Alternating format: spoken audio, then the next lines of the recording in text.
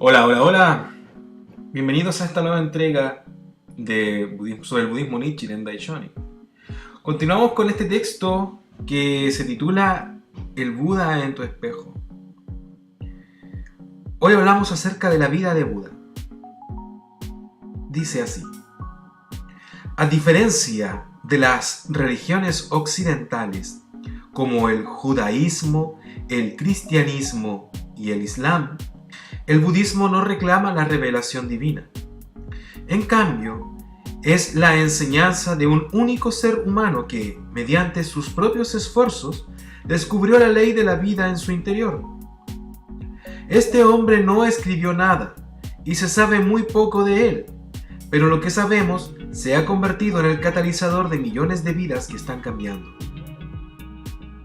El Buda histórico, que se llamaba Siddhartha, aquel que ha logrado su objetivo, de nombre, y Gautama, la mejor vaca, de apellido, nació en el norte de la India hace alrededor de 2500 o 3000 años. Existen distintas opiniones sobre la fecha real, pero las últimas investigaciones se inclinan por establecer el nacimiento de Buda en el siglo VI o V a.C. La fecha, aunque no sea exacta, tiene su importancia. Tal como destacó el filósofo alemán Karl Jaspers, Siddhartha nació aproximadamente al mismo tiempo que Sócrates en Grecia, Confucio en China e Isaías en el mundo judaico. La aparición simultánea de estas grandes personalidades, según Jasper, marcó los albores de la civilización espiritual. El padre de Siddhartha gobernaba el clan Shakya, una pequeña tribu asentada cerca de la frontera de Nepal, por lo que Buda fue conocido como Shakyamuni. Saga 11 de los Shakyas. Como se conservan pocos documentos, los conocimientos sobre su juventud son muy elementales. Sabemos que Siddhartha nació príncipe y vivió en un entorno próspero. Sabemos también que estaba dotado de una aguda inteligencia y tenía una naturaleza introspectiva. De joven, se casó con Yashodhara, que le dio un hijo, Rahula. Al final, renunció a su rica y privilegiada existencia para seguir un camino de sabiduría y autoconocimiento. El motivo por el que dejó los lujos de su casa y la seguridad de su familia se explica en la leyenda de las 4 reuniones. Se dice que el joven príncipe dejó su palacio de Kapilavastu en 4 ocasiones distintas. Saliendo por la puerta este, se encontró con un hombre encorvado y arrugado por la edad. Yéndose por la puerta sur, vio a un enfermo. En su tercera salida, marchándose por la puerta oeste, vio a un cadáver. Al final, saliendo por la puerta norte, se encontró con un asceta religioso. El anciano, el enfermo y el cadáver representan los problemas de la vejez, la enfermedad y la muerte. Junto con el nacimiento o la propia vida, estas condiciones se denominan los 4 sufrimientos, los problemas fundamentales de la existencia humana.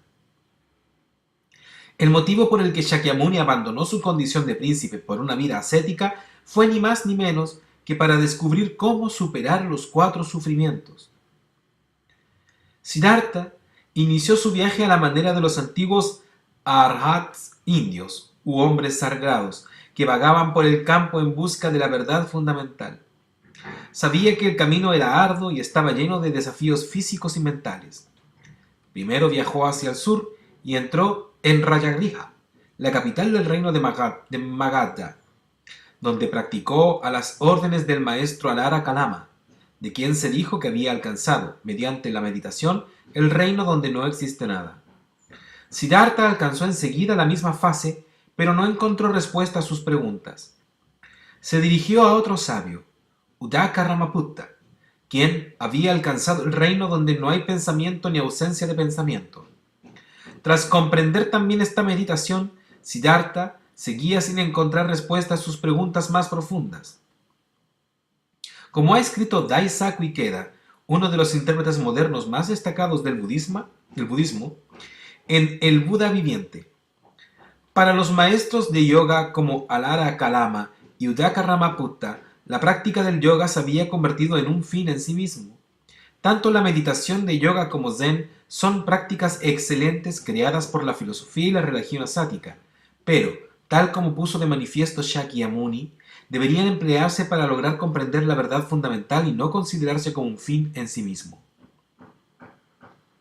Siddhartha se embarcó en una serie de prácticas ascéticas, incluida la suspensión temporal de la respiración, el ayuno y el control mental. Tras varios años atormentando su cuerpo hasta llegar casi a morir, abandonó las prácticas ascéticas estrictas que lo habían debilitado y se dedicó a meditar bajo un pipal, un tipo de higuera, que más tarde se llamó el árbol Bodhi, cerca de Gaya. Al final, alrededor de los 30 años, logró la iluminación y se convirtió en Buda. La iluminación de Buda. Resulta imposible saber con exactitud lo que descubrió Buda bajo ese árbol, pero según muchas enseñanzas, que como la Odisea de Homero primero fueron transmitidas oralmente por sus seguidores, sabemos que sentado bajo el árbol pipal logró ir más allá de la conciencia normal a un lugar donde se veía a sí mismo como alguien con la vida del universo. Se ha documentado que en los primeros tiempos de su meditación seguía atrapado por la distinción entre sujeto, el mismo, y objeto, el mundo exterior. Sabía que su propia conciencia estaba rodeada de un muro, el límite de su cuerpo, así como el entorno que había fuera de él. Al final, según Daisaku Ikeda en el Buda viviente, Shakyamuni tenía una visión clara de su propia vida en todas sus manifestaciones a la vez. Según la doctrina de la transmigración, que desde muy pronto se expuso en el brahmanismo, la vida de un ser humano no se limita en modo alguno al presente. Shakyamuni, meditando bajo el árbol Bodhi, recopiló claramente todas sus existencias anteriores una a una, y se dio cuenta de que su existencia presente era parte de la continua cadena del nacimiento, la muerte y el renacimiento que había ido perpetuándose durante millones de años en el pasado. Esto ni le vino por una especie de intuición, ni lo percibió como un concepto o idea. Era una recopilación clara y verdadera, no distinta, aunque vista desde un plano distinto, de los acontecimientos que se han ido enterrando profundamente en los lugares más recónditos de nuestra mente y que recordamos repentinamente cuando nos encontramos especialmente tensos o concentrados. Comprendió el verdadero aspecto de la realidad como impermanencia. ¿Qué significa esto? Todas las cosas, todos los fenómenos sufren constantes cambios. La vida, la naturaleza y la sociedad nunca dejan de cambiar ni un solo instante. Aparentemente, la mesa a la que se sienta o el libro que sujeta o el edificio en el que vive están construidos sólidamente, pero algún día se desmoronarán. El budismo explica claramente que el sufrimiento nace en nuestros corazones porque olvidamos el principio de la impermanencia y creemos que lo que poseemos durará para siempre. Supongamos que tienes una novia o un novio atractivo. ¿Pasas mucho tiempo preguntándote cómo será dentro de 30 o 40 años? Por supuesto que no. Es humano sentir que la salud y la juventud durarán siempre. Del mismo modo, hay pocas personas ricas que se imaginan que pueden perder su dinero algún día. No tiene nada de malo que la gente piense así. Sin embargo, sufrimos porque tenemos estas nociones. Es posible que quieras que la persona a la que amas sea joven y bella siempre, y puede que hagas grandes esfuerzos por hacer que el amor dure. Pero cuando el tiempo te separe de tu amado o amada, sentirás un inmenso dolor. Algunas personas, deseosas de acumular riqueza, llegan a luchar contra otras, y si pierden esa riqueza, deben sentir el amargo sabor del sufrimiento. Hasta el apego a la vida en sí produce sufrimiento, porque tememos a la muerte. El budismo nos enseña a reconocer estos ciclos de impermanencia y a tener valor para aceptarla. Además de comprender la impermanencia, según parece, Shakyamuni descubrió en su mente la interrelación de todas las cosas. El universo y todo lo que hay en él fluye, surge y se esfuma, apareciendo y desapareciendo, en un ciclo infinito de cambio condicionado por la ley de causalidad. Todas las cosas están sometidas a la ley de causa y efecto y, por lo tanto, nada puede existir sin lo demás. Este concepto budista de la causalidad se conoce como el origen dependiente. Shakyamuni descubrió la ley eterna de la vida que está presente en el universo, el aspecto místico de la vida en que todas las cosas del universo están interrelacionadas e influyen unas sobre otras en un ciclo infinito de nacimiento y muerte. La esencia del descubrimiento de Shakyamuni se explica con el concepto de las 4 verdades nobles, según el cual 1. Toda existencia es sufrimiento. 2. El sufrimiento viene provocado por el sentimiento egoísta. 3. La erradicación del sentimiento egoísta termina con el sufrimiento y permite alcanzar el nirvana. Y 4. Existe un camino mediante el cual se puede lograr esta erradicación, y es la disciplina del camino de las 8 etapas. Aquí podemos ver las primeras indicaciones de que el proceso para lograr la felicidad absoluta sin los sufrimientos de la vida es un camino o viaje. La abolición de la ignorancia y la adopción de una perspectiva correcta son los ejes de la práctica budista. Son también la motivación que inició una búsqueda de 3000 años, empezando por el propio Shakyamuni, para dilucidar el vehículo o método que llevaría al practicante budista por el camino que terminara con el sufrimiento y le diese la felicidad absoluta. Todas las diversas escuelas y prácticas budistas se han ido desarrollando en un esfuerzo por crear dicho vehículo. Tras este descubrimiento, Shakyamuni permaneció sentado bajo el árbol durante un tiempo en un estado de alegría, pero en cuanto volvió al mundo empezó a atormentarle el pensamiento de que podía resultar difícil comunicar la iluminación sobre la ley de la vida. Desde que la profundidad de su entendimiento superó con creces el de los buscadores espirituales más avanzados de nuestros días, preparó a sus oyentes, enseñándoles primero con parábolas y analogías, fáciles de entender. De este modo, Shakyamuni despertó, gradualmente, a aquellos a quienes transmitió sus enseñanzas, mientras cumplía este objetivo último, de demostrar a todos que poseían budeidad. Tal como afirma en un pasaje narrado en el Sutra del Loto: siempre me digo a mí mismo, ¿cómo puedo hacer que los seres vivos entren en el camino desconocido y adquieran rápidamente el cuerpo de un Buda? No era tarea fácil.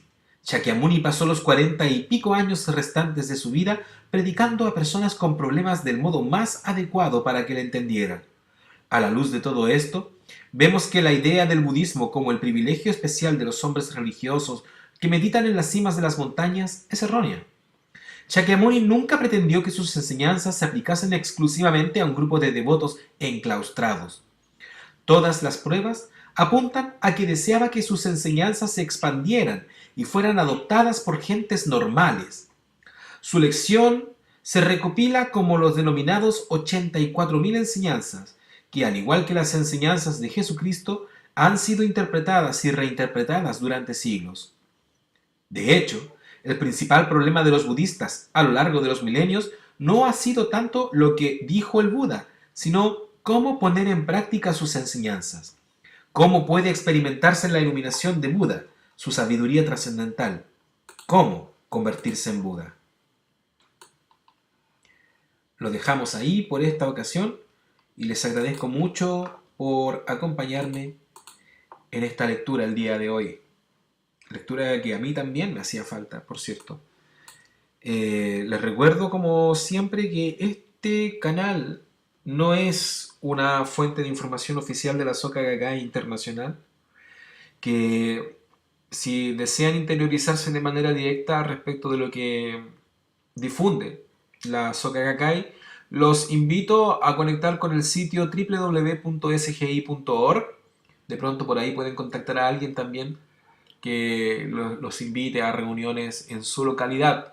Mi intención principal con este canal no es tanto la evangelización, por así decirlo, sé que no es la palabra adecuada, pero no es tanto la evangelización como la difusión de ciertas ideas que pienso que pueden ser de ayuda para todos, independiente o no de que practiquen esta fe o de que quieran llegar algún día a practicarla. De todas maneras, si tienes dudas, comentarios, estoy aquí para responder. Si no lo sé, los voy a consultar con alguien que conozca la respuesta. Y te invito desde ya a dejar un like si te gustó lo que compartimos el día de hoy. Y a compartir en caso de que piensas que a alguien más le puede servir o interesar. Muchas gracias. Chao.